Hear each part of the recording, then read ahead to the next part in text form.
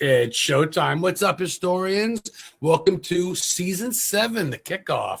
Appreciate very much last week talking to Dan Yeager. He was Leatherface in Texas Chainsaw Massacre 3D 2013. I met him a couple years ago at Rock and Chalk and been friends with him on Facebook since. And he was my guest last week. And he's a script writer and shit. And he literally told me right after the show, he messaged me. He's like, "You had me on your show, and I told you I had those scripts that I wrote that I'm trying to get people to buy for the movie." I go, "Yeah." He's got the accent. He goes, "Someone wants to buy it. You're good luck." I fucking screenshot that in my chat. I'm like, "Oh shit, Leatherface likes me." So awesome for the finale. But season 7, man, episode 1, we're off to a great start. We're gonna talk to someone I've been wanting to talk to for a while. Has been my friend on Facebook. But before I do that, let me show you the intro that I got. I had it saved here a second ago. All right, check this out, guys. Good evening, my victims. It is I, Malvolia, the Queen of Screams, and you're watching the Historically Haunted VODCAST with your host, Adam, the Historian Ghost Hunter. Have a killer time. That's fucking dope. That's Hey everyone, this is G2 Experience. I gotta find a way to load that up on StreamYard, but anywho, thank you so much. I appreciate the intro. She was a guest a couple weeks ago, actress. So real quick, what we're coming on right now is someone I want to talk to for a while. Him and his wife do a lot of acting, a lot of different stuff producing, and they're coming out with a new film now called The Contract with a lot of my past guests, Shonda Rowlings, Amber Hoffelmeyer, Mary Kate. There's a lot of people in that coming up film, but this dude right here, dude, he's a film writer, film producer, art department director, art director. He's a podcast host. He's an actor, director. Let's just bring him on so he can toot his own horn. What's up, Steve? That's too fucking much to say in one go. You know, and I'm trying to remember it because I don't write it down, as I told you. How are you, my brother? Thank you for tuning in. Oh man, I am good. I am good. It's been a week. I was going to say, I don't know how you snuck me in your schedule, brother. I keep up with you with your contract and trying to get people in, and I'm like, I don't know how you're sneaking me in for an hour, but I'll take it. Well, fuck yeah, man. I mean, of course, that's what it's all about. I got to support my fellow content creators as well. And I mean, anytime for me to just blab about the film, it's been a passion project, 6 years in the making. So, wow, you know, I love talking about it. Oh yeah, this started out as a short story that I wrote 6 years ago, right before I retired from being a professional heavy metal drummer. And I was getting ready to switch careers because my body just kind of gave up a little bit. Lots of touring, man. Lots of drunken nights and lots of drunken nights and doing stupid things. And suddenly your body's like, so got into podcasting. But right around the same time that I was starting all of that, I wrote that story. It was funny because originally it was kind of an idea for a song because I used to write all the lyrics for the band. And I was like, you know what? This is actually kind of cool because, you know, one of my biggest influences of all time in metal is King Diamond. You know, he's kind of the guru of writing horror albums. You know what I mean? Like them, fucking Abigail, Voodoo, all those great records. Yeah. And I don't know. I just had this great idea because I've always been a huge fan of mafia films, especially the TV show, The Sopranos, and my love for occult horror, which goes all the way back to the 70s, when the big craze kind of like hit. Suddenly, you know, it's cool to be a witch in the 70s, and suddenly we have all these insane fucking devil movies come out. I mean, we had a little bit like Rosemary's Baby, of course, The Omen, and then of course, you know, The Exorcist fucking blew the top off. Holy shit! You know what's funny? I was totally gonna say that to you. I was gonna tell you, dude, I get like such a horror mafia type, almost wrestling feel. The way that you look, like in the posters and shit with your hat, it looks mafia, but looks, you know what I mean? It looks hardcore horror, but it looks gangster too. I love it. That's yeah. Real quick, one of your close buddies checking in. Hey, what's going on? He's Aaron Markham. He is my brother from another undead mother. As a matter of fact, he is Milton, my right-hand man in the film. And he's also my co-host on 2 of the shows on the network for Reapers Underground, the Horror Barbecue, and of course the goddamn program. Oh, I'll have to get you guys on. I'll have to get him on there next time. I'll send him a link or something. Absolutely. Please do. Shoot the shit. Because obviously behind every good director, producer, there's always a team. There's always a cast. There's always friends. There's behind the scenes fucking people. Absolutely. The more I talk, I started as a paranormal guy. That's what I do. But now that I'm getting into the Tubi movies, I call it, because that's why I started getting hooked on these underground shit. There's a lot of work that goes into this. It's almost like a football team I mean, not cliche, but you know, it's really. There's a lot of tight-knit folks in this community. I've talked to Shonda Rhimes a couple times, like I said, Mary Kate. She is absolutely amazing. I love her to death. We've been in quite a few movies together. And she was kind of a no-brainer to cast as Vivian Lavore, which is my female lead's best friend in the contract. She's sassy. She gives no fucks, and she's always ready. Yes. She's always ready to protect her friends and her family. So I was like, yeah, that's definitely made for Shonda for sure. Oh, dude, yeah. She saved my ass. She saved my ass a couple months back, and she's. Also, by the way, you saw my introduction that I played for that the chick. I did. Yeah, I know Jen Nagel pretty well. We've done quite a few cons together. We always see each other. We always say hi, but we are always so fucking busy, and everybody swarms my table all the time. I can never get the fuck away. So I haven't been able to actually go over and hang out with her, but one of these times we will. Yep. She's awesome. So I want to start back. I've already got ahead of. We've been friends on Facebook for over a year now, and I was supposed to get your wife on once. She had to give me she's coming back on in a month. She couldn't come on, Kelsey, but she'll come back on at some point. But for now, I want to talk to you just because I know you, but I want my audience. Like I said, I'm based out of New England. You never know who's watching. New people. Fuck yeah. Where did I have mad love for New England? Do you? Oh, we're gonna get into that in a minute. But I want people to know too. Where did Steve get into what got you into horror movies, wanting to direct, wanting to act, wanting to produce, just wanting to be in it? Like, what got you into it, man? Family? Honestly, for me, there was 2 things. It happened all at the same time at the age of 8. I heard Black Sabbath's Iron Man for the very first time on vinyl. We sold our souls for rock and roll. And the moment I heard the drums kick in, I said, Dad, I want to do that. And then at the same time on regular TV, because, back then there was no fucking cable. You had to wait till a Friday night to catch an edited for television version of some movie, on ABC, NBC, whatever the fuck it was. And it turned out Mom was like, hey, my favorite horror movie is coming on. I was like, oh, really? Okay. Well, what is it? She goes, it's Halloween. I said, really? Sign me up. You had no idea. I had never seen it. Though? You didn't know who? No, I did not. Okay. Nope. That was, my folks were kind of like, wait till he gets a little older first. Instead of trying to get him at 6, they got me at 8. So here I am watching Halloween 1978, and I saw Michael Myers, and I said, God damn it, I want to do that too. That goes two ways. It either scares the shit out of you or makes you want to do it, and you grab right on it. Not even 10 years old. It actually did both. It scared me legitimately because that night I remember going into my bedroom. This is vivid as fuck. I'm laying in my bed, lights are off and everything, and my door's closed, and literally I just kind of turned my head this way towards the door, and literally I see Michael Myers standing there, not doing anything, breathing even. And I said, okay, I better either do one of 2 things, run or become friends with him. So that's for an autograph. Right. That started my journey into horror, and obviously into the great 80s. I started discovering everything.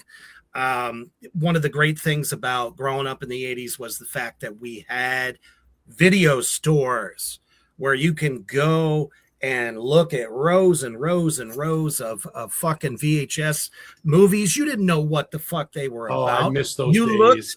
Looked at the box and you said, damn it, this is for me. And I was very, very prone to like the creature features.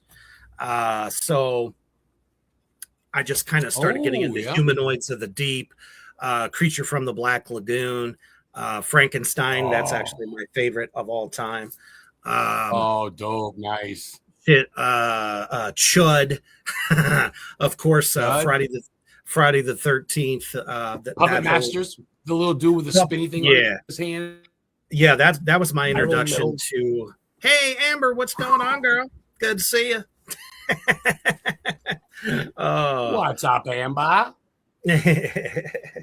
Another actress, Shannon Atkins. What's up, Chica? Thanks for checking in, guys. Be sure and share. What's going on? So you like me? You're an 80s child because I love movies now. CGI is kind of ruining shit, the AI stuff. Don't get me started. But there's nothing like the 80s real. Am I right? Salute. Is that the good stuff? Yes, absolutely. Always. I had a shot a minute ago. Always. There was something more special, I think, about those films in the 80s. It truly was the power decade of horror. Most of them were independent horror films. Most people don't realize that, especially, Evil Dead. Yes. All of our favorite movies, like Texas Chainsaw Massacre and all that all started as independent films, and then it just kind of blew up at the right time. And then suddenly studios are like, oh, I want it. Isn't it funny? No one wanted to carry that shit. Nobody wanted to carry it until it just gripped the entire United States, and suddenly you're like, oh, this is this is viable. Yeah. Let's dump some money. Let's face it, horror movies are the only ones that can get away with making a movie with a $30,000 budget and still make it, because almost the cheesier the better sometimes. People love the gory, cheesy comedy, horror comedies. You know what I mean? It's that's a big thing too. I'm not against horror of today. I just think it lacks the passion. Yeah. I think they concentrate too much on character development versus characters that are memorable, if that makes sense. Right. Blumhouse. Blumhouse has kind of, hit it both ends of the spectrum with like The Conjuring, because who Annabelle is, who the Nun is, all the different spinoffs, the Crooked Man, which could have been fantastical characters, but they never focused on that. They focused more on the individual characters that are trying to survive the nightmare.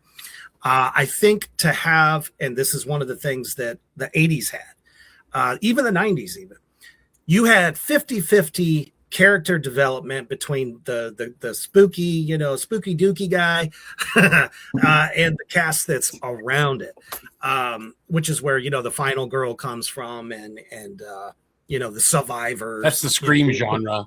I know you did last summer genre and shit. Yeah, nothing wrong with those movies. I loved them. Unfortunately, Scream had a couple of duds, but they've been able to reinvent it in these last couple films, 6 and 7. 5 was okay, but 6 and 7 was where it was at. I'm like, Came back around. You know what I mean? It's like, we figured it out. You're right. You're right. They kind of came back around. You fucking know your shit. So, like you said, I'm a fan first. Huh? What? I said I'm a fan first. Yeah, before I was ever an actor. So you could tell because in your work in this shit, in like the different films and shit, and what you're doing, you could tell because you could see the passion when people. So I got to know. This is a personal question. This is from me. I ask every guest this, especially I got to know. Like I mentioned, I'm from Maine. You love New England. I went to the same high school.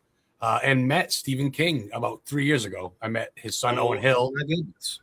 Yeah, boy. I met not Owen, but I met Joe Hill. I met Joe. Joe signed my book, and Steve came in Bangor, and I went to the same high school as him, and I lost my shit. But long story short, my first movie I saw was The Shining. My favorite book's probably Pet Sematary. What's your favorite book and/or movie, my guy, from King? I'm dying to know. King. Oh my goodness, that's so fucking tough. You can say it. Everybody says It. Go I ahead. get it. This guy, I feel like it's deep. I feel like it's deeper than you than just it. But I mean, right? Oh, it's definitely not it. It was not my favorite. I was a ginormous fan of the Silver Bullet. Silver Bullet by far is like one of my tops because the Wolfman and the fact that it was a priest who became a Wolfman.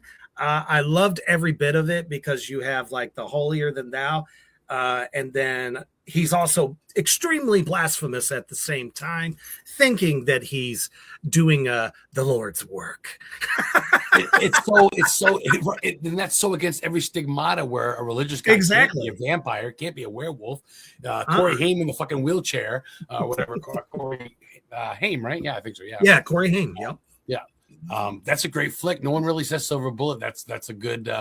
That's a good. I would one. have to say that was definitely my favorite. Yeah. Good. People don't even mention that. It's never really in the top. I think that's fun. Everyone always goes for the big ones that I think everyone knows that's popular. Me, I was always it's kind of like when you listen to a record, you know that there's singles on there, but I was the guy that dug the other tracks better than the singles. I was more of a B-sides kind of guy. Everybody's like, oh, Lamb of God, they get that song laid to rest. I'm like, yeah, but that's like the weakest song on that whole album. Check out their other shit. Lamb of God's fucking killer. And they go, oh, wow, they're really good. Yeah, that's seriously. I'm like, well, they play their lightest song because it's the radio worthy one because it's like Slipknot plays Duality or whatever. And I'm like, well, go listen to People Equal Shit or whatever. Like, how can you pass that one up or Heretic Anthem? What the fuck happened there? My goodness. God. But, that's called Publicist or some shit. Our demons will not be ready for the awesomeness coming their way from Welcome to the Black Hills and, of course, The Contract. The Black Flame Hills, rather. Yeah, what's up, guys. What he's talking about there is we just finished shooting and filming the proof of concept short for The Contract, and it's called Welcome to Black Flame Hills because it's just a taste. Just a taste of what's to come. Originally, I wanted to have it edited and done while the campaign was live, but seeing as the story takes place on October the 13th, it seems like that's when we're going to be able to release that. 13 being my favorite number, and of course, October, my favorite month. Well, of course it is. I already know what your favorite holiday is. It's all of ours, man. But honestly, for me, though, it's Halloween 365 a year, man. Every day. I noticed your backdrop. Ministry. Cheers, brother. I turn on the thing and I see fucking Captain Spaulding over there staring at me. If I want to listen to an asshole, I'd fart. You know what I mean? And right under that is the great Brink Stevens, who is also in The Contract. Oh, no way. Dope. I'm friends with him. Everybody's checking in now. What's up? Mark from Talking Shit Podcast says hello. You're talking shit? Yeah. Good to see you. Good evening, guys. Ghost Cats and Cryptids podcast. What's up? Travis Hartford does a podcast Locating the Lost about missing kids, missing people in New England. Oh, wow. Helps try to locate them. So that's awesome. So much respect. Gary Busey fighting a werewolf. Yes. Yeah, Gary Busey. That's right. What was funnier than that? And the one-liners in that he had were, I spit like Coke out my nose while watching that. So I was like, he is the funny, the Jesus Palomina. Never, ever heard that one-liner before. And he's just firing it off every time, Corey Haim brings up the fact that the Reverend is a werewolf. He's like, God damn it, Marty. Jesus, Palomina. He had to have made that up. That wasn't on script. He made that up. Of course he did. And it's Gary Busey. A lot of them guys were that way. But yeah. So obviously for me, music took over the bigger part of my life. It was probably the more accessible between getting into acting, especially in those days. You had to be in California if you were going to get anywhere. You know, me being in Podunk, fucking Ohio, there wasn't anybody looking for child actors or anything like that. So, New York or LA, if you're lucky, that's it. No, even bands really. It's a shot in the dark. Like Slipknot made it out of Iowa. They didn't know how they made it, you know. But absolutely. So basically, if you could still drum though, I think you'd still be doing that. If your body did. I am only doing studio work right now. I am not doing any live shows. Not at the moment. Yep. Okay. No live shows, just because I don't have the time to go on the road, because I'm already on the road and I'm doing, appearances at horror cons and filming all over the US. So I'll be in Detroit next weekend for the Detroit Horror Con. Oh, that's gonna be a big one. Good. Okay, well, that reminds me then. I got a buddy of mine that runs a Salem Con out of Salem, Massachusetts, and one that runs one out of Maine, Augusta Con. Can we get you up in Maine in Salem maybe next year? You and the old lady, you guys come up, you think? Salem for sure. I will be there with a bow on. And you like Salem, don't you? You got right perky. Oh, dude, you like Salem? I used to holiday there once a year back in the early 2000s. I used to holiday there once a year. Oh my god! And I always missed the big Halloween week that they have there. Although I think it's larger now. I think it's like 2 weeks. But it's like I always missed it. And I love it there. The history, everything. It's my kind of evil town. In October, that town triples in population in October. Gotta be. We went Halloween once. Yeah, it does. I said, "Fucking good luck." You can't. It's fun, but people are all dressed up. You can go in June, and people are dressed up. It's all year. I mean, that's true. I mean, as soon as this thing we know as Summerween hits, they bring everything out. So, but it's just nicer being in the fall, because I love how cold it is up there, and the sea air, and the fucking seafood. I love it. Nothing fresher. My goodness.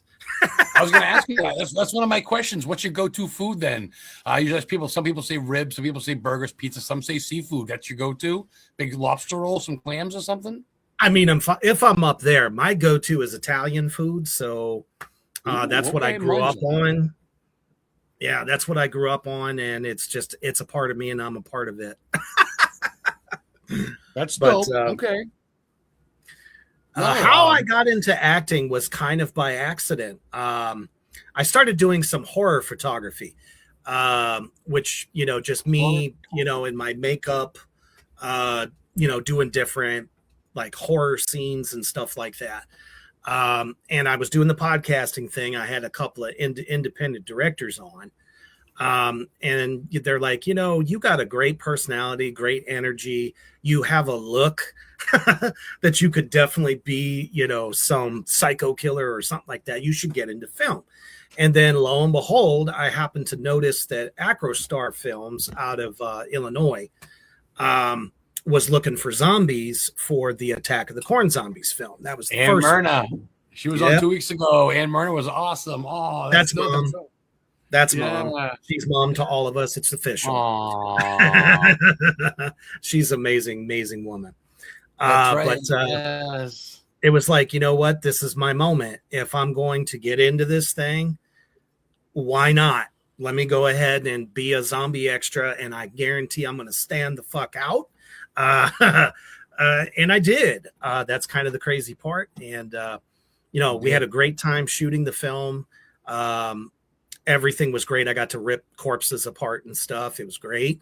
But, at the end, I told S.J. Herman, the director and writer of the story, I said, you have a hit on your hands. He goes, well, I hope so. I said, just you wait. So what did I do? The marketing guy that I am, I used all of my social media accounts to flood the internet with that movie. So by the time that it got released to YouTube, it had almost what was it, 25,000 or 30,000 views on it. And then he's like, okay, I see Reaper was right. And the next thing you know, physical copies are coming out, and then it gets distribution and gets on to like Tubi and Prime and all the things. So for actually for 2 years, because that was the only thing I had. You know, most directors look for reels. What's your resume look like? This, that, the other thing. Oh, you're a public figure, are you? Well, I don't give a fuck. Do you have a reel? Can you speak? Because at that point, I hadn't done any speaking roles until a couple of really cool projects came around. Death Bike, which we hope to have that film done officially and be released pretty soon. It says upcoming on your IMDb. It says released this year, I think, on your IMDb, I believe. Right? For Death Bike? I could have sworn it says upcoming. Isn't it on your IMDb? Death Bike isn't released yet. It says upcoming, though, I think. Yeah. Upcoming, yes. Which means it's still in the filming process. They got a few. Oh, okay. I mean, that's one of the things about independent film. It's tough. You know, sometimes you run out of money. And if you need to shoot a few more scenes, you got to come up with that money. And, you know, that's kind of an issue down there. Although I even told him, I said, whatever it takes to get this fucking movie out, you let me know what you need. And I mean, I'll try to throw some money at it for you if it'll help get it done, because it's a great fucking movie. I play a hard-nosed Texas sheriff. Oh, that's dope. No way. That's fucking cool. I'm telling you, it's fucking hilarious. Actually, my first speaking role that I ever did wasn't Death Bike, because that hasn't been released yet. People didn't see it. But the first thing that got released that you can actually hear me speak is a film called, and I'm a huge fan of this genre too. Most people probably wouldn't think so, but I love spaghetti westerns. I grew up with them. My dad and I used to watch them together, and I had a chance to act with Felissa Rose in Down the Long River. So that's how I got to meet Felissa, and she's one of my dearest friends. I love her to death. Oh, she's coming to Maine. She's going to be at Maine September 12th and 13th. That's where I'm going to be. Nice. The Maine convention. She's coming up. She's going to bring you get to take a selfie with her. She's bringing a fake dick. She's going to be like, oh, nice. Sleepaway Camp. It's like a photo up thing. I'm like, oh, you know I'm getting that, boy. Oh, you have to. But from there, I just, once they realized that the big guy can talk and memorize lines and all this type of shit, suddenly I was getting calls left and right. Hey, I'd love to have you do this. So I did a mini series called The Red Huntress with Sammy Morningstar and Clifton Taylor. Cliffy, love you, man. Clifton's a dude in Sammy, yeah. Oh.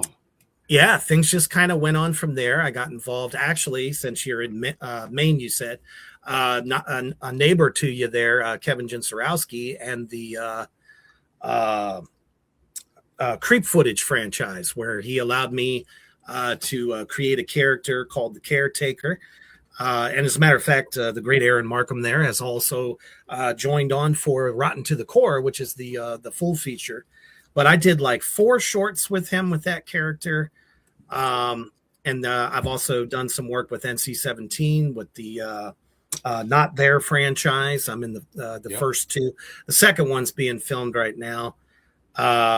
Shoot, what haven't I done at this point? Well, my first starring role is The Clown Dies at Midnight, Clown Harder. Where I play a hitman opposite a clown who everyone's trying to kill. So it's kind of like an ode to the buddy cop genre, only you know, he's a fucking disgusting clown and I'm basically a mafia hitman, and my boss wants to kill both of us. And we just keep, you know, going through all these, almost like an Escape from LA type deal, or big Trouble in Little China. I think you'll dig it. It's fucking hilarious. I get my ass kicked a lot. So I think people will definitely like that. It's funny. You take it. Is rotten. Caretaker is rotten to the core. Aaron says. Well, yeah, I kill a lot of folks and I enjoy it. I do it with a smile. It's always the ones that look nice. I was going to ask you this. Obviously, like, Sure. okay, how about this? Some serious ones then. Can Yes. people, well, I mean, obviously you bring this shit with you to sell, but can people order this off you? Can they go to a film place to order these movies offline, hard copies? They can. If you want to get any of the Attack of the Corn Zombies, Return of the Corn Zombies, you can get that on Amazon right now. Let's see. A lot of the other stuff is on YouTube. Like all of the creep footage stuff is on YouTube. It's for free. So go ahead and get over there and check it out. It's kind of interesting. It's worth doing it. I know some people are like me, and like I actually got Return of the I get both zombies because I had Beth Metcalf on, and she sent me both. Oh copies. yeah. She signed it. And I get them. So I want to basically. I want to bring it. I want to have Ann sign it. I want you to sign it. I want, you know what I mean? I want the whole crew. So I'd love to. I know Acrostar, right? That's how you say it. They have some DVDs. Acrostar Films, yeah. Yeah. They get a bunch. Oh, yes. Stoner Snake. I was going to say Stoner Snake you can get directly from Daryl Hook, the writer and director of that film. Ooh. I mean, if you want to laugh your fucking ass off for an hour and a half, that's the film. And Reaper so it's not just a catchy name then. and Reaper will be seen to be smoking a whole lot of the ganja. And then getting killed by a giant snake. So great story on that one. So there's lots of places to find the work. Yeah. Yeah. Well, good. And like I said, I mean, send me links and shit. I mean, you're my guest now. That means I forever get your back. Even down the road, you get links. I'll help support the contract to get links for anything. Just send it to me. Go, hey, Adam, and I'll share it in my group page. I don't have a big outreach, but 2.7 thousand followers, whatever. It's all about community, and our community is small, but it is special, and it's very, very supporting of everything that everybody does. There's no other fans like horror fans, and my love for you all is deeper than the fucking universe. So I wouldn't be where I'm at or doing what I'm doing if it wasn't for y'all. So can I ask you a personal question? Yes, how did you and Mischief meet? Well, as a matter of fact, when I started Reaper's Underground, the podcast, hey, Daniel Coles, good to see you, brother. Yeah, it's going on. He is also in the contract and is one of our executive producers. Fucking love you, dude. I think we're friends. If not, I'll be sending you a friend request after the show, my guy. We'll have you on. But anyway, I was going to ask her, but like I said, she bailed on me. So yeah, go ahead. How do you? Yeah. Yeah, we were working for the same media company that was had a podcast network. They were on Facebook and YouTube simultaneously, kind of like how we do, you know. And we just kind of hit it off from there. So I guess the business, so to speak, the business kind of got you involved, I guess, or got you kind of, I guess. I would definitely say that it was because of the business. Yes. Okay.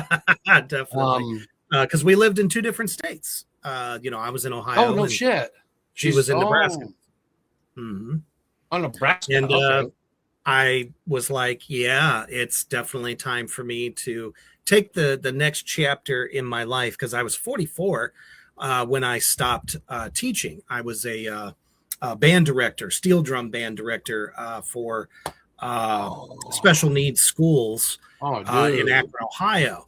And unfortunately, education as it is, you know, it's kind of heartbreaking to see what's happening in our schools today. And I would come to work every day just like feeling for these kids. I became, you know, all of us teachers, really, we kind of became like their parents, and there just wasn't, you know, enough support. We did the best we could. I said, well, you know, if I hang on to doing this till I'm mandatory retirement age, right. I'm never going to be able to do what I'm now doing. And I decided to take early retirement, move to Nebraska, and here we are. Hey, check it out. I got your middle-aged daughter right here. Check it out. Oh man, that makes me sound so young. Thank you, Adam. You know what? I'll spin off of that real quick. I was at the gas station, and I was with a friend of mine, and they carded him. And I said, what, you're not going to card me too? They're like, well, I can if you want to. I said, no, I'm turning 50 in November. Damn it. I never get I need to cards stay either. young. I say, Mary, what are you, 36, 30, 34, right? You probably get card all the Thank time. you. No, Well, you can baller. add like a lot to that. I'll be 44 in March. You're a okay. punk. Mhm. You're And she's a little under the weather. I talked to her earlier. She's not feeling that. Oh, I know she don't want the light on her, but thank you so much for popping on and saying You're hi. welcome. I'm wearing my blue light glasses because I'm getting migraines. That's what's wrong with me. So that's why I look like a dork. But it's still me under there. Yay! And you Cool, can catch Mary Kate confessing her sins to the great Reverend Raymond Jeffries in The Contract. I'm so excited for that. Oh my gosh. It's You guys going to have be no funny idea. as hell. I said we had to have some comic relief, and I'm making fun of televangelists, so what better way to do it than do that? So It is totally like my childhood. You guys have no idea because I grew up in a super, super strict Christian home. oof. So I'm this sorry. whole like confessing sin, the whole confessing sins thing, it's like right up my alley. So it's gonna be so funny. Well, Yeah, yeah, why you because hooked on you're- Halloween. You hooked on all the bad shit because you were forced Yeah. not to be. Oh, every- totally. I was the kid that was sitting at the window, like parting the blinds, seeing everyone else trick or treating, and I was like crying, like boo. No, that's You the trick or best treat? holiday. Nothing. We had to turn the lights off and pretend we weren't home. This fucking guy's watching Halloween at 8 years old, and you can't even trick or treat at fucking 12. Well, you know, if you saw a huge, large, hulking man like myself standing outside going, I know. "That was Like, me. I'm in, I'm going. Come on out. I am. Yeah. Let's go Yeah. have some fun." So Totally. I always see Mary sharing shit, and then I'm like, then I see that she's officially part of it. I go, oh shit, so she's actually in this one because Mary's very Yeah. supportive. She's always sharing stuff. But I saw the contract poster, and it was her, of course, Shonda and stuff, and they're all kind of. So that's dope. So yeah, man, I know Clown Motel obviously, but it's man, dope. That's Well, cool. Yeah. that's part of the thing that I think that makes the contracts even more special for me is I've been in films with everyone that's in the cast. We were friends. I said, who else do I want to share this dream with than my fucking friends, right? Exactly. So, and I knew that they can deliver and that they can be really good character actors because I've seen them do it. And that's a hard thing to do when you have so many individual characters like that need to be brought to life, and it's kind of already had some of their DNA when I was writing the script. So I'm like, yeah, they could pull that off. Absolutely. Oh, they'll like that line. Sure. It's almost like it was made for them, like tailor made for them in a way. That's dope. No, I get That's it. why I say this ain't my movie. It's everybody's movie. Oh, it's so exciting. So That's fun. the independent scene, man. You guys have it the way. It Well, should yeah, be. you won't see that in Hollywood. Yeah. Sorry. So, fuck off. I know. My bad. You can't give anything away, but is Mary like some sort of killer in this movie? Does she take anybody out without giving anything away? No. No, she is a No. resident of Black Flame Hills, and the town is very on edge because there are bodies just turning up all over the town, and they think that they could be next. So I because don't want to there's- be one. I right. don't want to be that. Okay, no, I'm. So that's I'm why like, they hold call on. in. Cross That's all why the they- things and Right. No cross honor shit. and- That's why they Oh. call into the Reverend Jeffries Ministries to confess their sins because they think they're going to die soon. Mhm. End of the world type shit. Last like the whole. Yeah. Kind of, Bring yeah. locust It's like the or end of whatever, yeah. days. Yeah. Kind One of of like these the current days I'll Kickstarter. kill something, Adam, and I will definitely let you know when I do. I promise. One of these I'll get days. That'll be my next autograph. Will be her standing over a bloody body. I'll get Yeah. it. That's my. I rule. told you I would do it one day. I want to be the one that you killed. That'd be fucking dope. I want to lay down. Perfect. See? I was Somebody gonna write say, it. which reminds me, Steve, I'll be in any of your movies, man. Right on. Well, that's Yeah. that's kind of the thing. I always have remote opportunities. Oh, if yeah. people can't. If it's one thing that Daryl Hook taught me is that you Daryl can Hook. do a 50-50 movie where you got 50% is remote and 50% is shot live. What's Mhm. wrong with that? I was a part of that. I saw how it worked and it works. So Really? Really? I even have Simon Hall, the great actor from the UK, plays Lucifer in the contract. So we have an international thing going on too. Doug Bayliss from the UK is also coming over to be in the film. So it's really, when I say it's a film for everyone, it's everyone's film. I mean just that. However I can get you in, I'll fit you in. Is Mary doing your props and shit? Is she making chairs and sledgehammers and shit? Or no? Oh God, it's so funny. I have so Maybe much someday back here. You need an arm? There's an arm. Nice. She was in the garage last time and had props all over the place. I know now this will be like my cool podcast room, but right now it's like costumes and shit everywhere, and I didn't have time to put a backdrop up. So this is what we get out of Mary Kate today. This is what we get. That's honestly, this is what we get. I sent the link to one or two other people. I'm not going to spoil it for Steve, but they haven't came on yet. Mary's the first one, so maybe the only one. Yes. So I get asked this: How does this go down, Steve? Do you have someone call these girls and these people? Do you call Mary yourself and go, "Hey, I got a role for you"? Like, how does that all go about as a director? Do you reach out? Or we just reach out and we're like, "Hey, this looks really cool. I want to be a part of it." Honestly, I can honestly say that's about 85% of how it happened. The other percentage is there were a lot, and I mean a lot of people that wanted to do the walk-on roles, so they got those rewards through the Kickstarter for the contract.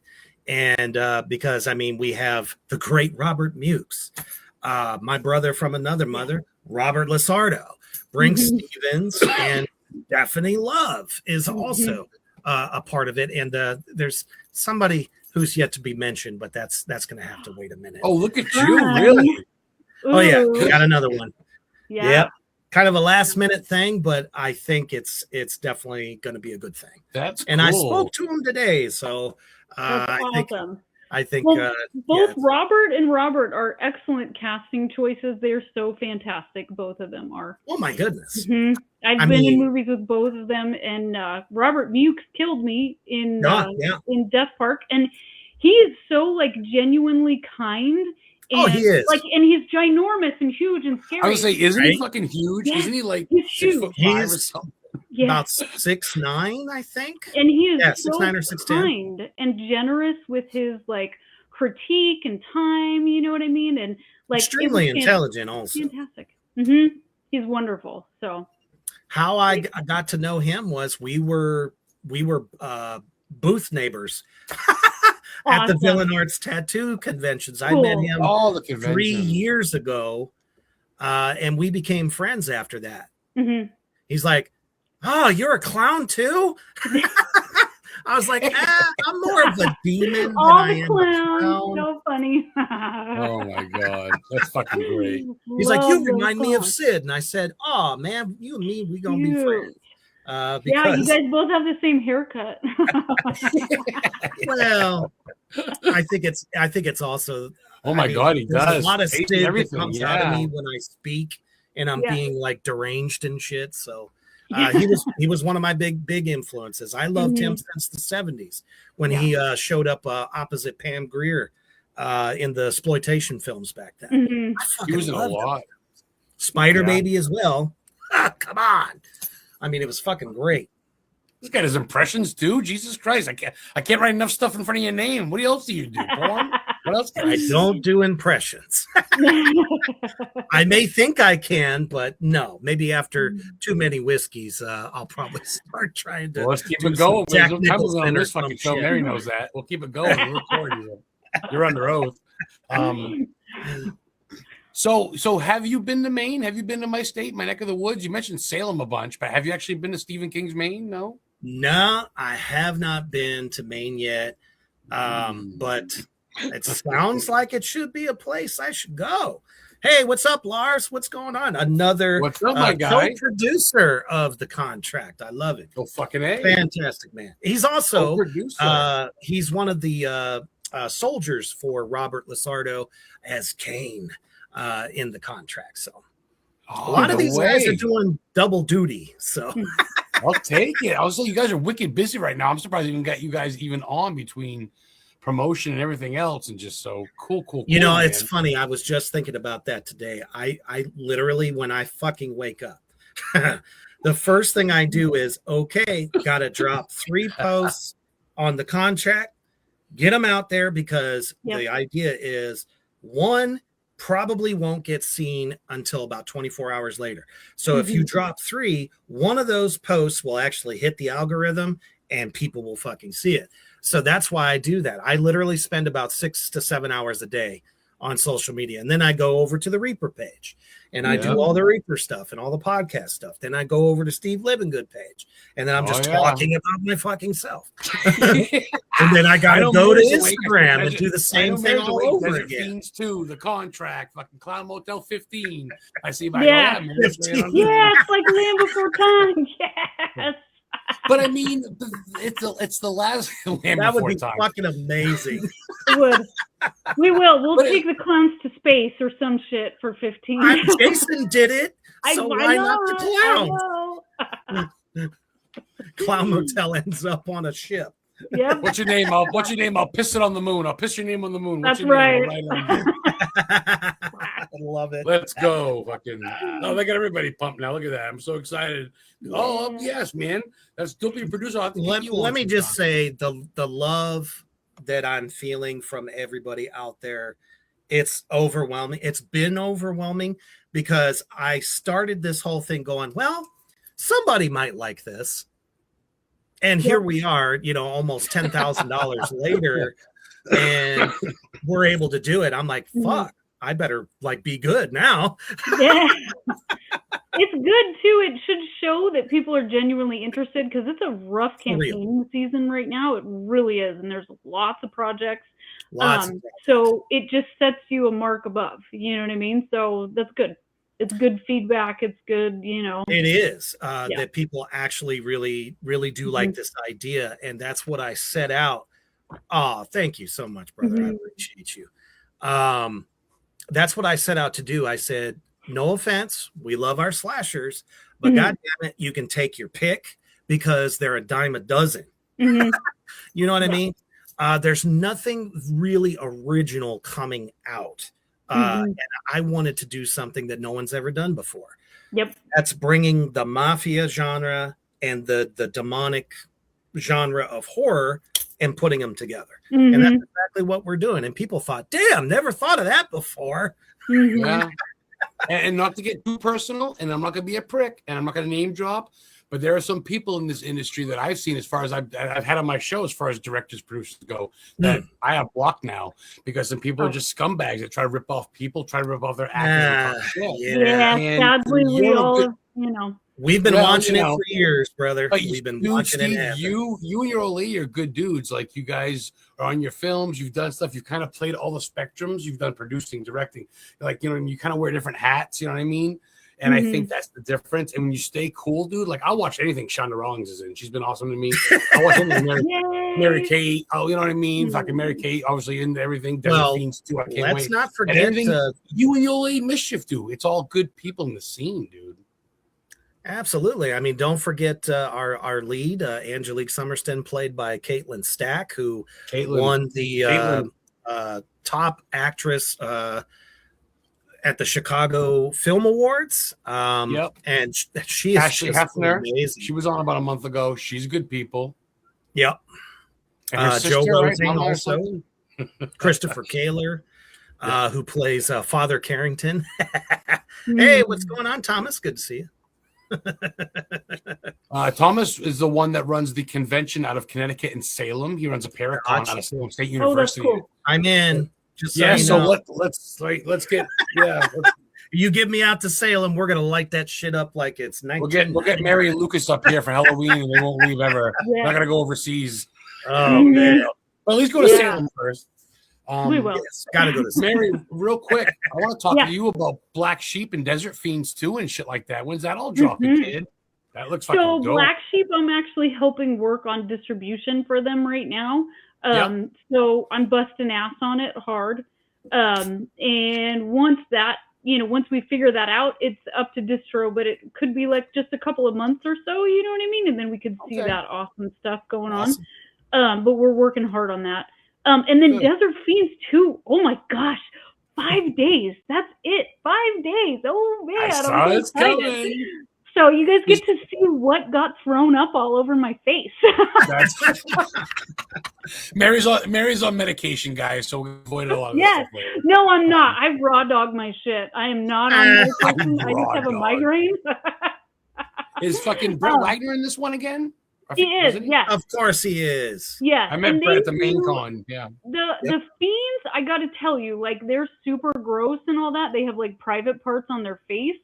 But if you like throw down to what they're actually doing, they have so much prosthetics on their face that I was on set and I watched them, and it's the desert. It's hot as piss, you know, and we're like constantly putting water in these guys with straws and everything, but you can't get around that it's hot. And Jeff Webb, Zachary Vasquez, they all did amazing Swango in their prosthetics, because they had to be in it for multiple hours of the day filming, and you can't breathe. You know, when you have like a butthole on your face, you know, you can't breathe through that. So the third eye. Yeah, I give props to those guys hardcore, because I mean, really, how many of us are going to do that? So, well, as a matter of fact, when I was Ginger Lynn's body double in the film Grind, Ginger Lynn, I was in a 9-foot demon creature suit in the middle of August. See, you know, I want to do creature stuff too. Like, I really, really do. I do. I want to be like some weird, nasty thing, and they're like, "Who the hell's under there?" And I'd be like, "Aha!" Like Scooby Doo. Yeah, but Mary, you're over there in the West Coast wearing fucking unicorn hats and shit for Rebel I know. photography. Yeah, like, I mean, it's pretty hot. It's not grotesque, but Doug Jones is one of our. Look at that! Biggest, oh, that's badass right there. It's Silver Bullet. Nice. So, you know, Doug Jones is a huge influence on us as far as creature actors. That man has portrayed some of the best suits I've ever seen. I mean, he's been everywhere. Like a full piece fucking... full on fucking suits, man. Just totally transformed. Agreed. I mean, we can only hope to be able to, touch his feet. Exactly. We love being creatures. Being creatures are great because they're the stuff of nightmares. Yes. Yes. No, that's true. Talk to the Avenger. Yeah, that was a good series. Absolutely. Yeah. So you give Mary free reign on set. You just tell her do her thing. You give her a small script. Tell her do her own throw. I gotta know. Well, she's actually doing it remote. Mm-hmm. So I do get free reign because I'm filming it myself. She's filming it. Yeah, she's filming it really. Well, because it's supposed to be on a TV show of an evangelist, pastor. So I'm like the call-in person that's like, "Hello, my name's Sally Joe," and oh, that's cool. So, well, that's cool. Yeah. Well, that's going to be amazing. Yeah, very cool. Yeah. Very cool. I can't do a whole lot of traveling right now. So traveling is kind of hard for a lot of folks, right? It is. And we're in such weird flux that it just is a great way that I can still be involved, and I love doing it. So, yeah. That's why I made them available. I thought you were flying to Mars there about 4 months ago, but I guess you're still in America, so that's good. Who the hell knows? I mean, it's government. Nobody knows. Nobody knows. Nobody knows. So that's cool, and you get to work with the whole crew and shit like that. So man.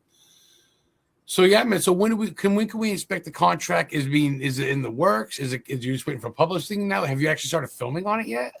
Is it all like I said, we just finished filming the proof of concept short. The full feature, it was slated for May of 2027. That is because most of the cast, everyone that's like going to be on set, all have projects between now and then. They are just boom, boom, boom, boom, boom, one after another. So I said, all right, let's do it a year out. Let's get the funds now. And then we can release the short to, titilize everybody until we get to film it. And you know what I mean? So yeah, I'm getting how the industry works now. I'm getting more adjusted into the indie industry. Yeah, it's tricky. People's schedules are fucking ridiculous. That's why all of the celebrity actors and actresses that are going to be in the film were like, oh, May's perfect because I have all this stuff all the way up till that point.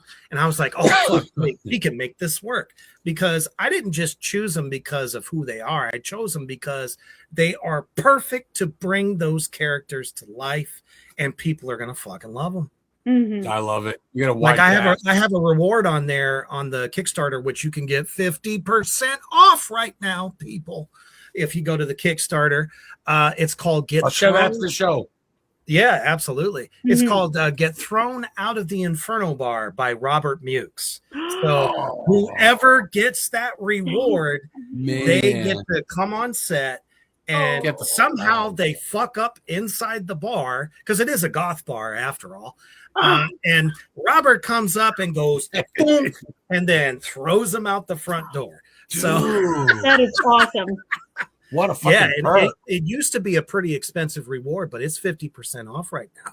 I'm gonna put the whole beer or something on me. I want a whole pitcher dumped on me or something. And I want to keep it or something. Oh my fucking God. That's kind of the cool part of it. You know, just sharing it out. Yeah, don't forget, right now you can be in a scene with Brink Stevens at the Black Flame Hills Psychiatry Center as she's trying to figure out what's wrong with her husband, Otis B. Dreads. Because he's crazy and ended up there. That's going to be so great. He's great, too. Hey, what's up, Robert Best? He is also one of our Confess Your Sins people. Yeah. I saw him in there, too. I want Mary's straight jacket when you guys are done shooting. The straight jacket or whatever the fuck she's in the insane asylum. I'm beside it, fucking. Or my little church dress, whatever. That'd be fucking. That's true. That's true. I forgot to ask you real quick, Steve. Church dress, little Mormon. I want you to play host and ask me a question, me or Mary or both of us. I want you to ask us a question. You're used to playing host anyway. So I usually ask my guests. So. Okay, I always do the. Dude, this fucking guy's jacked, dude. How many bench presses you do in a half hour? Top three favorite horror films of all time. Oh shit!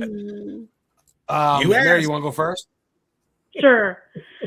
Okay, so Aliens plural would be number 1. Jaws 2, number 2, and Jaws number 3. 2? Yeah, Jaws 2 is great. It is pretty good. It is good. Shush. It's my list. Shush. And number 3 would be one of the Freddy Cougars, but I can't pick because I love them all. Bam. Yeah, that's a tough one when you have a good franchise like that. Yeah. Number 5's got his mom, Beatrice Bopel, who was on my show. She's going to be in Maine in 2 weeks. I know. I get to meet Beatrice. She was Freddy's mom. Yeah. I was going to say, I love that if you notice real quick before you give me my answer, a lot of these independent people were from past, what's the Rose? Were from past horror movies. They only did their one or legacy. two. It's pretty awesome. Number 1, The Shining, first horror movie I saw. My mom told me I was going to the same high school as Stephen King when I saw it. I went to Lowe's in Lisbon, and I was like 9. I was like, holy fuck. So it's going to be The Shining. And, of course, the one that everybody can't stand, or that Stephen King can't stand, but everybody loves, Kubrick's one. The other one wasn't that bad with the guy from Wings, when it actually burnt down like in the book. Still froze, but whatever. Number 2, I got to say Jason Takes Manhattan. If you remember the beginning, the girl gives her niece the pen. She goes, Stephen King wrote it. I used it in high school. Gives her a pen. She goes on the ship, and Jason's on there. It was my first Friday the 13th, and I was Jason for like 9 Halloweens. When Mary was at home crying in the living room, I was out getting candy as Jason. Sorry, Mary. And number 3, I go, more candy for me. Where's Mary's neighborhood? Just kidding. Happy to have you, Robert. I'm just joking. And number 3, I'd probably say Cloud Motel. No, just kidding. Number 3, it's right up there though. I do love Cloud Motel. But number 3, I gotta say, dude, number 3. Shit, that's rough. Oh boy, number 3. I gotta go Killer Clowns, man. I always thought the big talk thing when they shot popcorn guns and made humans out of cotton candy cocoons and shit. Yes. That's twisted shit. You know what I mean? That's really kind of like pre-Pennywise twisted shit. So, and then Clown Motel. We got distribution for Clown Motel 3, by the way. Nice. So it'll come out either like end of the year, beginning of the year, bam, finally. It's a good dude. Hopefully it goes on to a streaming platform with Tubi. Kelly's the man, dude. Yeah, it should be on Amazon and all that good stuff. But and then we'll be moving on to Clown Motel 15 in space. So it's gonna be a good series. Look at Robert going, Mary, you're all awesome. Mary Kate and you are. Oh, so we're second best. Okay. So Mary Kate's awesome and we are. We're always second best. We're dudes, man. So many great dudes in the contract, you're right. Even the director. It's gonna be a great experience, Lars. Living Good, dude. Do you make an appearance in the film? Can you say? Do you make a guest appearance? Yeah, I am the head demon. I am the boss. Of course you are. But what makes that part of the story cool, in my opinion, is the fact that Lucifer is my boss. I am a ancient Duke of Hell. So if you go into Abrahamic lore about hell and all of its hierarchies and demons that trickle all the way fucking down, I am one of the dukes. And my brother Aaron Markham, he plays Milton, who is a sorcerer that ended up swearing allegiance to me back in medieval times. That's cool. That is pretty cool. To be my consigliere. So he is my number one. And then we have the little different hierarchies. Like I said, you got Robert Lizardo, who is Cain. He has his own crew. He's a capo regime. Okay. Wow. And then we have my main team of demons, which is Abraxas, Helena. And Abraxas, by the way, everybody out there in the... That's a real name. That's a real... Yes. Magnus King as Abraxas. You've seen some of the photos. He is literally an action figure, and he brings this role so fucking good. You will grovel at his feet when he does his kills. Look at you, the fucking... He's going to be amazing. I love it. So wait a minute, so it goes like a hierarchy then. It's like almost like a pyramid. It's like how a mafia family works. You have the boss, then you have the consigliere, which is the advisor. That's Milton. And then you have the capos, which is Helena, Robert Lizardo, Magnus King. And I have some other demons as well for people that they're more like foot soldiers, because I mean demons always have foot soldiers if they don't want to do it personally. Lars is one of those foot soldiers. Trump's got Hexers, right?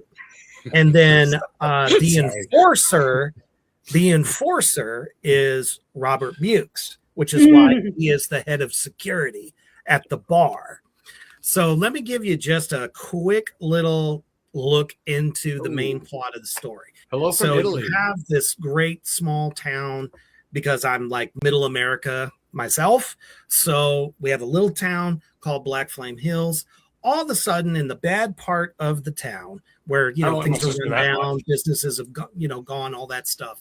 All of a sudden, this bar called the Inferno pops up out of nowhere on 12th Street. Nobody can figure out when it got there, how it got there, but all of a sudden it's there, and people are like, "Ooh, I want to go."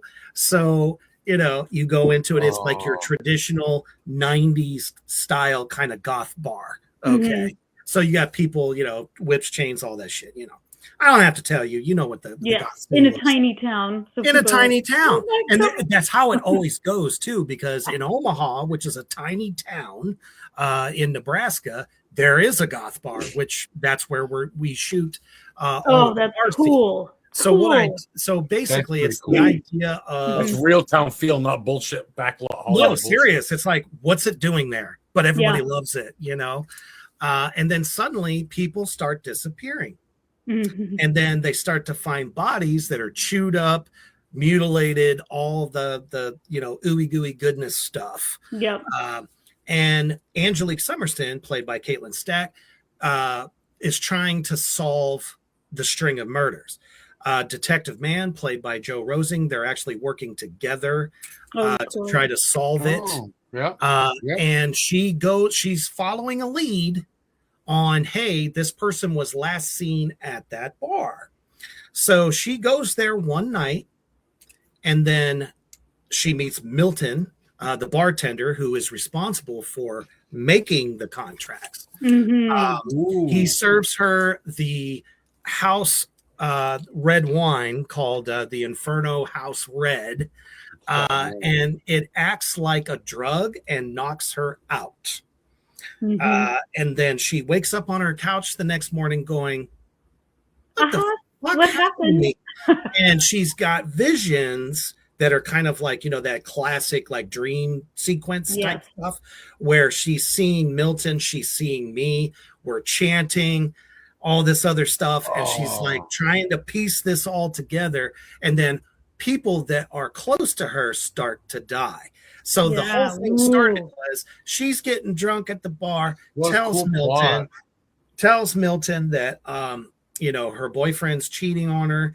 And he suggests, well, did you know that there's a way to really get back at him for doing this? And she's like, no, you're so silly. Well, she's all hammered. Well, she's all hammered, yeah. And then she goes, just for shits and giggles, what is it, a spell or something, a little magic, this or that? And he laughs and mentions that it's a contract. My boss likes to hold people accountable. And then that's all part of it. You just start to see her suddenly fall over, drops her glass, cuts her finger, and contracts are sealed in blood. So in blood. It was all a ruse. That's kind of how it works in the world of the contract. I can't give more away because there is so much more involved in it. We already kind of have, man. I just want to see it more now, but it's spicy. All I can say. That's how I got my girlfriend Heather. I poisoned her wine 9 years ago. That's how I got her. That's my secret. I always say I did that Harry Potter shit too, the potion crap, and I just keep stirring the potion. What do we know more than anything? Bartenders end up becoming people's priests, rabbis, and that person that's going to fucking listen to your troubles. And you're going to be drunk, and you're just going to give up all the cookies, right? To that person. So the fact that he's the one who dupes people into debt for their soul is, that's just Mafia 101. It's almost like a confession box at church. You know what I mean? Yeah, exactly. Fucking, what's up, Danny? Danny's a buddy of mine that drives a hearse. He lives in Connecticut, and he makes Ouija boards. Makes Ouija boards out of coffin wood and shit like that. He does. He's got the fork that Jeffrey Dahmer used to eat his victims with. He's got certificate. Oh my goodness. He goes. He's headlining the main con. He's got Human Artifact. He's got the original Christine headlight, the car that inspired Christine. I don't think I would ever want to touch that fork. There's it's in a glass too case. Much dark energy. Too much dark. There's also a serial killer that made a painting out of his own blood in jail, and Danny's got it. Was certified in the painting. Was that radical? The clown guy with the pool? The hell was his name? Gary. Oh, you're talking about Gacy? Oh, Gacy. Because I know he painted. Yeah, he might painted. be a Danny. Is that John Wayne Gacy? Danny brings his hearse to conventions, and he brings a coffin. Nice. You can lay in a coffin, take a photo op with it in the bag. Yeah. He's a good friend of mine. You ever come to New England? We'd love to treat just hang out, show you guys some cool shit. I do tours. Mary and Lucas already know. They got to come up to Maine at some point. Trust me. I would love to get up there. So, Right for Paranormal Virginia. What's up, Brandon? We're gonna be in another show here in a minute. Mary's sick as a dog, and we got this dude running in. Been on for an hour. A couple more minutes, if that's cool. Is that all right? We've been past an hour. Yep, absolutely. Like I said, my podcasts don't start till late. Oh, okay. So. You're doing shots anyway. He's doubling up. You're so amazing, Steve. I always do. I know. When I started doing the I should be your guest tonight. Wouldn't that be dope? You guys should just flip flop. Well, yeah. I mean, when I started doing the press tour, I would literally do what I'm doing right now. I'd be giving an interview, boom, get into makeup, ready for the next show, get it started, and usually not done till midnight. So, I mean, that's just how I do. I just never stop. We all got ADHD here. We know that's good for our blood. Yes. Ain't that the truth? Honestly, I can honestly say I'm most at peace when I'm creating. Mm-hmm. Dude, there's just something something just, I don't know. Between both of you, Just you're peaceful. always kind of doing something. Mary's always got something with her photography page. She went loose recently, tons of pictures and shit. I said, holy fuck. Yeah. Rebel Someone booked goes me for a alive whole again. weekend. It was insanity. That's But it was awesome, good. though. You It was got to a lot stay of work. busy. Helps to get your name out there. Mhm. You're all right. If you're not like you, producing, directing, acting, promoting, talking on a podcast, when I'm at home, I got nothing to do. I watch horror movies, I guess. Oh, that's There what we I go. do after all the shows. Well, I was just gonna say, that's how I de-stress. what do you do? I was just gonna say, Steve. We'll start with Mary real quick. I know she's gonna go probably in a minute, but real quick, then we'll go to you, Steve. Mary, your question, same thing as Steve. Your question, same thing. What do you do in your spare time? For those that don't know, I haven't seen you in a while. What are you doing now when you have downtime and you're not shooting for a I film? don't really ever have any. You don't go for I a wish I jog. You don't did. go for. Did you go for a No, bike ride because before or some shit? I A have a walk? 6-year-old, and I homeschool my kids too. That's right. So, and Phoenix is almost done. So, I do lots and lots and lots and lots, and then by the end of the day, we're like dead people. But I haven't, this is funny, and I'm so behind. I've been watching Stranger Things every once in a while, little bits and pieces, because I didn't watch it. Killer. That's my show. When it was popular, I didn't watch it. And I actually I bleeding heart, love it. That's the best way to do it, because then you can just shotgun the entire show. Totally. So, Fuck waiting for season 5. Let's go. Yeah. I'm almost done. I'm on season 5 now. I'm going to start it when I get to watch it again. That was just fun. Yes. So if I did have time for myself, I would write more, because I write a little bit, but it's like a big notepad folder that makes zero sense, that needs to be all shoveled together. And I would finish learning how to tattoo, because that's sitting on a counter too. I remember you wanted to be a tattoo artist eventually. I remember you wanted to be a tattoo artist and you wanted to do film writing. We'll talk more in October about that when I'm on the show. I'm going to be a model. Yeah. Aww. See, it's gonna Let me get my dollar bills ready. Let me get my dollar bills ready. I still got flesh to cover, so let's do it. Yeah. Yeah, it'll happen. There's just too much. There's too many things. I need to live 5 lifetimes, I think, which would be really fun. Well, that's why you and Lucas got away. You guys went to that hotel or whatever. Went to that beach, shot some stuff with Lucas. You sent me the thing of him in the water with the flamingos and shit. So I get it. You got to get away, otherwise you're gonna go fucking nuts. You do got to get away. I get it. Yeah. You really fucking do. Especially nowadays, you can't do the TV on without a political thing or something, or an ad for a boner medication or something. I go, fuck me, dude. Okay. Whatever happened to cartoons? What's going on? What do we? I know. I don't care about. Steve, what about you, brother? Yeah. Same question. Oh man, when I'm not, and I'm a lot like Ozzy Osbourne. Ozzy's who he is on stage and is somebody different when they're off stage. You know what I mean? He's always there. He's the darker side of me. But I am very big, let's just say, for lack of better term, spiritual. Just of the darker kind, not the one that most people can mean everything to everybody else. Yeah. Right. But I spend a lot of time meditating. I spend a lot of time in nature if I can, whenever I can. Always got to stay grounded. I have my 2 kids too, so they keep me busy. I try to do as much fun stuff with them as possible. Especially nowadays, honestly, like I said, when I'm de-stressing, I'm watching, at least 2 to 3 horror films a day. And then, when it's all said and done at the end of the day and it's time to go to sleep, I fall asleep to fucking South Park. Heather will be like, let's go find a horror movie on Tubi. It's got to be TVMA. Right. So for TVMA film. Well, and the crazy part is that I'm also a full-time security supervisor for a construction site. So I do I do the night shift because that's when I'm most alive, most creative. You've seen some shit, I bet. Wow. No shit. Dude, all the time. Real quick, I don't know if you know this or not, but Heather and I went for the first time that I can remember, I think ever, America's oldest wooden fort built by the British in 1754 by the Plymouth Colony. Yes, Fort Western, Maine, dude. Heather and I went there. Benedict Arnold stopped there on his way to do Josh Josh the Explorer stopped there last week and did a documentary. The night we spent the next night he came and did a documentary. Oh, that's cool. Josh, what was his name? Josh Gates, right? Yeah, Josh Gates, the Discovery guy. So we went, dude, and spent the night and had to spend all night in the fucking in a tarp, a thing outside that's just blind, nothing, dude. And this guy was on his bike, he was all drugged up, all fucked up, going around. The cops came, so kind of broke the feeling. But still, I'm walking around the fucking Cannon house with a ghost detector at 1:30 in the morning, dude. That was built in fucking 1754 by the British before we even America. So that was pretty wild. I don't know what got me on that, but I just want to say, like, okay, that's what got me on that, Steve.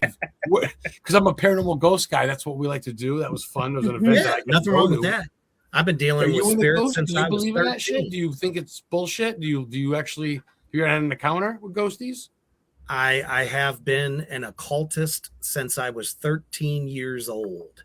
So I have always dealt with entities and apparitions and whatever else. So I would honestly say the one time that I think solidified it, there was two things. I found Anton Xander LaVey's Church of Satan, the Satanic Bible, back in Louisiana. I'm sorry. Louisiana, right? Wasn't that Louisiana? Or is that the same chick from the bayou? Who is she? That sounds familiar. No. He's talking about Anton, the guy that founded the Church of Satan, and he was from California. Dude, the black-haired dude. I thought you said Madeline Laveau. The bald head dude. No. Yeah, I was thinking Madeline Laveau from Louisiana. No. There was a guy in the 70s. Yeah, 60s actually. Oh, was it? Yeah, 60s. Yes. Yeah. He did some backward talk, I think, on a Slayer album or some of those albums, like No Sorry Mom. He might have. But between that and I was just starting to get into the occult, never looked back to this very day. I come to find out that my parents' house was built on an Indian burial ground. And the very first ghost encounter I ever had was in the basement. It moved objects in the room, but there was one day where I was like, nah, this has got to be bullshit. It's just my mind playing tricks on me, blah, blah, blah. I'm just a kid at that time. And I go, oh, okay. So if you're so big and bad, why don't you come after me? And the next thing I know, a shadow just starts moving on the wall, closer. Ran my ass so fast up them stairs. And that motherfucker was right behind me because I could feel the hair on the back of my neck just rising. I could feel the shivers all over. I'm like, yeah, okay. We're not doing that again. We're going to be friends, okay? Sorry, shut the door slowly. Sorry. Oh, I slammed that motherfucker, and my mom yelled at me. She got the wooden spoon. She's like, "God damn it! Why'd you shut the door like that?" Oh yeah. I bet you it was a dirt floor basement too. I bet you the basement was dirt floor. Actually, it wasn't. Oh no shit! It was concrete. Okay, I thought it'd be super old, but it's still old. I bet. The house was built in 1972. Okay. But built on the native site. Oh boy, that never goes away. That's poltergeist. Yeah, it was in a little area called Jackson Township, in just outside Massillon, Ohio. Oh wow! And they just that's what it. There are so many arrowheads and things that were found throughout this little town, because I mean it's little, it's not big. And people just started building homes on it. They started developing it. Now it's like a rich area. Oh, how funny. It always happens that way. It's fucking terrible because there's no crime. It's quiet. The quietest areas, dude. You know that. Yep. Not to bring it up again, but because I got to play because they sponsored the show and I got a t-shirt from Clown Motel in Nevada. There's nothing around for miles, right, Mary? And then there's just this motel like where there was like a cemetery by it. There's like a cemetery by it. Actually, right? One of the most haunted. It's because of all the workers there and stuff like that, the miners and things. But that place is so freaking spiritual. Whoa, holy cats! But there's nothing around. There's nothing around. It's in the middle of nowhere. These little towns are the most fucking haunted ones. I feel they are. Both totally the places are. we shot out, Nelson Ghost Town is super spiritual also.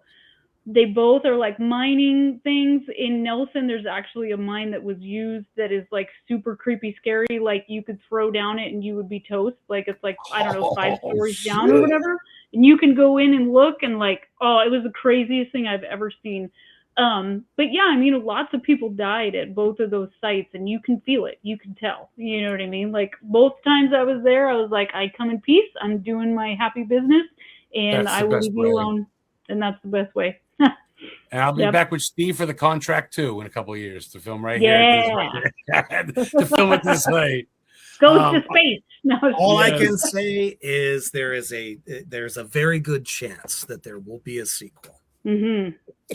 Dude, I love what you're doing. Me and Heather watch Tubi sometime, and I love the movies. And then sometimes I'm like, man, we can make a movie. You just need to know a cameraman or something. And of course, you need funding, but you gotta come up with, I mean, a script and shit. To me, it'd be so fucking, especially Maine. There's so much woods. Coming to Maine was so great. Have a great time. Think about it this way too, though. Look at 28 years later. Look at, you know what I'm saying? They shot the last Bone Temple with iPhones. Yeah. What? The whole thing. With cell phones? Just iPhones? Pocket phones? Just iPhones. The latest iPhone. They had like 6 of them. Like the Blair Witch, I guess, but. Yep. But look at the quality. Mm-hmm. Wow. Sometimes you can do a lot with a little now. You can, for sure. You and totally. Unfortunately, those people do tend to get slapped down a little bit. Mm-hmm. They're like, oh, well, now anyone's a filmmaker. But if it's actually good, well, that's the thing. Why shit talk? Shot. Do it. You know what I mean? Know? She's right. Exactly. Do it or you don't. I think people should do it, regardless of who thinks it's good or not. You know what I mean? Because really, if you don't let that out of yourself, it's your loss in the end. And who really cares and gives a flying fuck? Well, that's the thing. It's creating art. Absolutely. Why not do it? Absolutely. Who cares what people say? Absolutely. 100%. You know, half the shit I do, I don't even fucking care if anyone likes it, because I'm like, well, I like it, and my timeline is my kind of like bored of my shit. So I'm like, you don't That's fucking why like I love it. the indie scene. Right? The indie scene doesn't go to please. Then you guys aren't ass kissers. You guys aren't. You're doing it because you like it. If you don't like it, don't fucking watch. Suck it sideways. I don't care. Exactly. I'm not one. I'm not one for clicks. I'm not one for, oh no, this is our scene, not your scene. No, I'm just out here doing my own thing. I've had haters since I started 6 years ago. Mm-hmm. And I just don't give a fuck if I want to. Eminem says, "I love having haters. Makes me know I made it." That's all, man. Seriously, you know what I mean? Because at the end of the day, it's the haters that actually get you there. There's some people that watch my podcast. They go, "I've had people message me. They go, how do you get? How much do you pay these guys?" I go, "I've never paid anybody anything. Only one actress wanted money. I haven't paid her." I go, "I don't pay people to come on my show. How do you get people to come on your show? Like, because I just talk." Yeah, because you're a nice dude and you're supportive. Say, no, fuck them. But no one's it's about support. And some people don't get that. They go, well, that's why you swear and smoke weed. I'm like, well, I don't, whatever, dude. I never see. That's the thing. That's why I'm the most censored podcast on the internet today. Because are you really? Yeah, absolutely. Facebook has tried to take my shit down multiple times. Couple times throughout the past 6 years. YouTube has fucked with me constantly. But now I'm to the point where freedom of speech, right? God bless America. They'll do some kind of content claim of some sort, copyright or whatever, and then they suddenly let it go after an hour. They're like, oh, this is actually promoting my stuff, not stealing my stuff. I'm like, that was the whole fucking point, man. Oh yeah. I'm surprised it's not content creators that are gonna get you fucking fans, man. Get out of here. Just chomping at the bits, waiting. I'm surprised there's not 14 Mary Kates going. My name's Mary Kate too. I trademark my name. You can't use Mary Kate. Yeah, I don't know. Good luck. I mean, I don't care.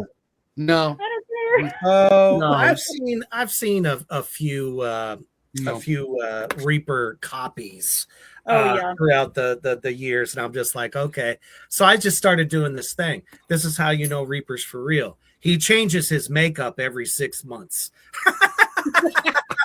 So you want to go with an old one? Guess what? Everyone knows that he's already changed his, and he's the only one. Yep. Fucking hell. Yeah. Because I'm not going All to be Gene Simmons. I'm not going to talk like that. Sorry. I don't think that highly of myself. Oh, you fucking guy. All right. Well, hey, we get your wife coming on. We got Mischief coming on in a month. If she cancels again, we'll just have you come on, Steve. Steve Living Good. Thanks for coming on. Mary Kate, we're good. My pleasure. Thank you. Mary Kate sponsors the whole month of October, coming on again, maybe with Lucas, maybe alone. I don't know. I love October. She's already Halloween shopping and shit like that. So much respect. Heather and I follow your shit. You know that. We love your shit. So and I love her. She is so beautiful, by the way, in her new picture she's posted. I just have to say that. She got small hair, almost like the Ellie Church, small blonde hair. All her tattoos and stuff, gorgeous. I really love it. And she's good, like I said, she goes, I turned 50. I go, fuck that. I go, who gives a fuck? And she's like, you know what? I feel like better than ever. I go, at this point, we're a half a century and we still look good. Fuck y'all. That's right. That's right. No meth in my family. Seriously. No meth in my family, motherfucker. I may drink, I may smoke weed, I may drink a little bit, but I maybe acid back in the 90s, but it's been a while. You know, a little bit. We're living our best life, brother. Right. Follow Steve Living Good. He is a producer, a film writer, actor, director, all over the place. Check out his IMDb. Mary Kate. Like I said, guys, she got a lot of shit going on in the works. We got Desert Fiends 2. First one was great. Black Sheep, all the shit incorporated. Clown Motel 3, 4's coming out. And of course, Mischief is in 4 again too, by the way. Huh? Mischief's in 4. Oh, is she too? Oh, okay, yeah, she was in the She was in the other one too. That's right. Yeah. So we get to party again. I'm excited. That's right. That's Mrs. Living Good. Mrs. Living Good. That's a tongue twister. Miss Living Good. So, this will be up on YouTube when I'm sober at some point tomorrow or something like that. I'll get you back on the show in the future, Steve. We'll have you do commentary or co-host or something. And I would love to have you on the underground as well. So get me on there. I always tell my guests, don't block me. Mary's been my friend for a couple years now, so we're good. Awesome. Thank you. So stay posted. I'll share your shit as it comes out, the contract, guys.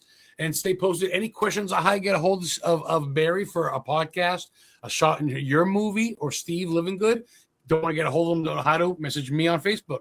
Message the show. Hey, your guest there. I need to get a hold of him for my show. I want to give him $1,000 to fucking say hi on my show. You got it. Yeah. All right. We'll talk to you guys soon. Historical Haunted VODCAST, Season 7, Episode 1. Hoo-yah. Keep it fucking going. Thank you guys for the kickoff show. Mary, much love and support. Yes. Thank you for everything you fucking do. So much love. Rebel Yell Photography, guys. Check